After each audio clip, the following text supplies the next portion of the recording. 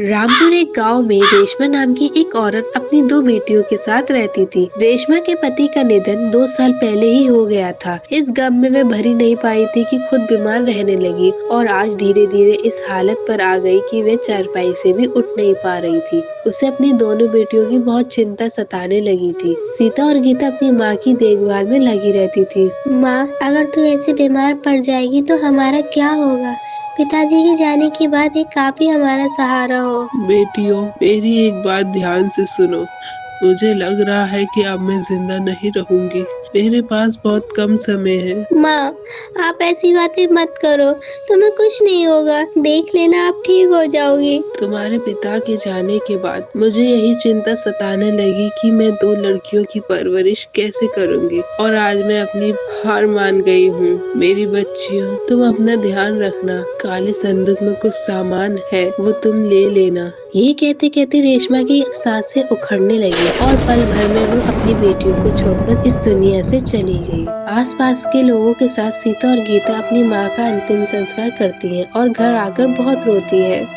दीदी, हम अनाथ हो गए, अब हम क्या करेंगे? अब हम क्या करें, कैसे अपना गुजारा करेंगे? रेशमा के जाने के बाद उनके पास एक गाय और कुछ पैसे और काले संदूक में एक अंगूठी थी। घर में रखे हुए राशन से कुछ दिन आराम से निकल जाते हैं, लेकिन फिर उन्हें आगे की चिंता सताने लगी कि अब हम अपना पेट कैसे भरेंगे।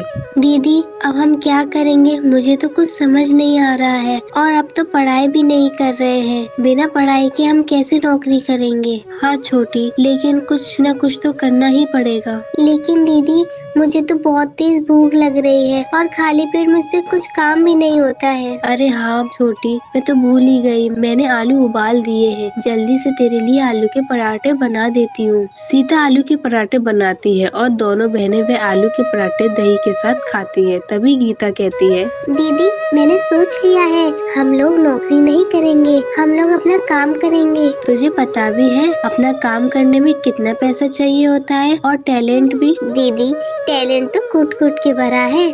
आप इतने अच्छे पराठे जो बनाती हो, हमारे घर में गाय भी है, क्यों ना हम अपने ग्राहकों को देसी घी के पराठे और साथ में दही और चाय भी देंगे। थोड़े पैसे तो है ही और बाकी की जो माँ की अंगूठी है वो गिरवी रखकर हम उससे सामान ले आएंगे। छोटी, कह तो तू ठीक रही है, लेकिन हम अपना ठेला लगाएंगे कहाँ? हमारे गांव के पास जो रेलवे स्टेशन है, हम अपना ठेला वहाँ पर लगाएंगे। अब सीता और गीता अपनी माँ की अंगूठी गिरवी रखकर कुछ पैसे से सामान ले आती है और रेलवे स्टेशन के पास अपना ठेला लगा लेती है, जिस पर लिखा होता है शुद्ध देसी घी के पराठे 20 के 2।